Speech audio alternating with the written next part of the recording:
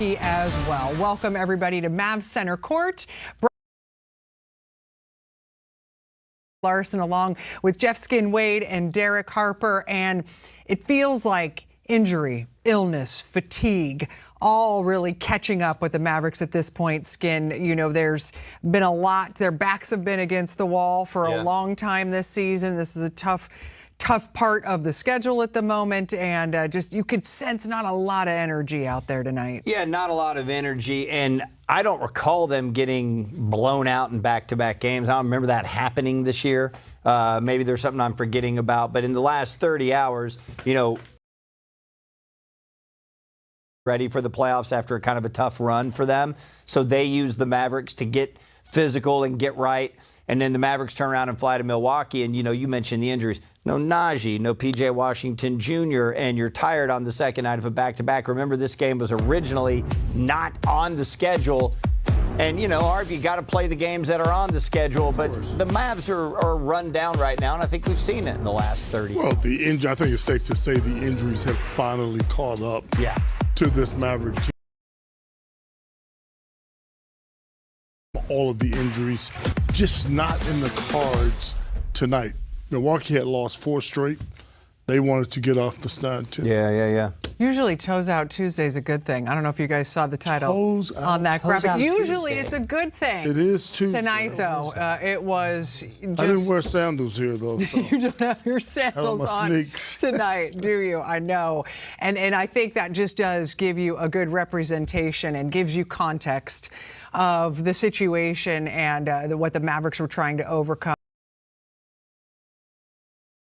And what the Mavericks were trying to overcome here tonight. We're watching Cooper Flagg closely, obviously playing a ton of basketball this season, and he has been so good coming back from injury on a really good stretch. We talked about just how physical Minnesota was with him last night, and knowing he's taking a beating and how he would be able to dig deep and try to respond here. And we show you our key performer tonight because Cooper Flagg, if there is one thing he is going to be, it is going to be. And that's what he did as the game went on, Hart. You know, if he can get to the hole, he's going to be effective, period. And that sets up his opportunities to shoot that jump shot comfortably. Nice defensive play there and turned it into an easy bucket. But I think even Cooper at this point is being targeted, and he's tired of being targeted. For sure. Frank, it's just difficult. It's difficult to overcome a game plan that's geared to stop you. And you don't have a plan that's geared to stop you. And you don't have the help because, you know, those are really good NBA players and PJ and Najee that aren't available. And then, you know, Daniel Gafford gets hurt at halftime, right? We talked about how effective Daniel Gafford had been lately. So, but even on a night where they're tired, they're beat up, it's tough sledding, he still gets a double-double.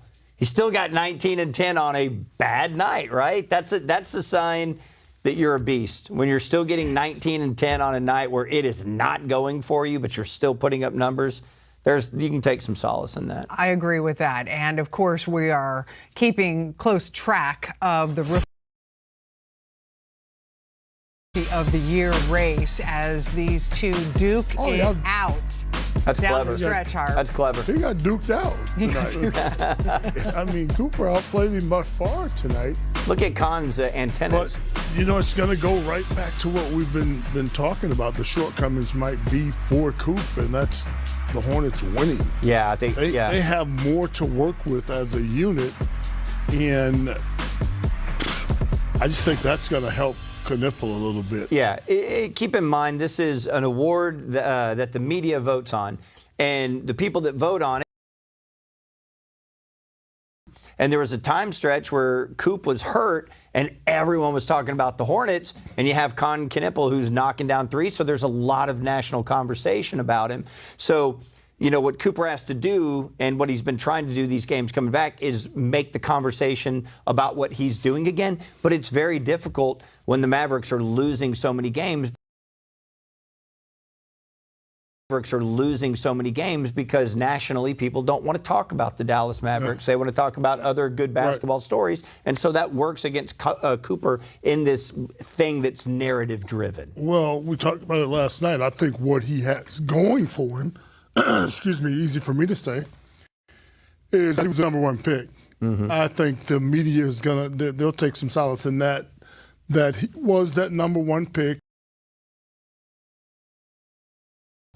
We'll see. I'm not going to say I'm tired of talking about it, but I'm hoping the people that are going to make the decision lean towards Cooper Flagg. Yeah, I hope so too. And yeah, his numbers have been a little bit better. I think Cooper has been more exciting than Kahn. He does more, and that's not meant to take anything away from Kahn, but I'll say this. Kahn is a part of a team that's playing well where they're sharing the ball. It is much easier to get solid numbers when you're on a great team. The reinforcements, right? So we're talking about a night like tonight. He's putting up 19 and 10. Where it's hard to put up 19 and 10 because they're worn down. He doesn't have the help.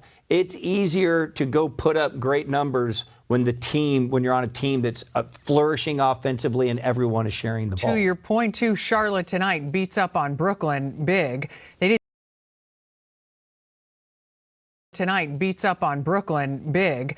They didn't even need Kahn. He has those 8 points. He went 0 for 3 from 3, only the third game this season in which he did not hit a three-point shot. But they had so many other guys that were lifting them up along the way, and they were able to beat up on a lesser opponent. Much more coming up. The Milwaukee Bucks here tonight, and there is end of an era vibes around this Milwaukee team. We just showed you that shot of Giannis and Jason Kidd talking to one another before.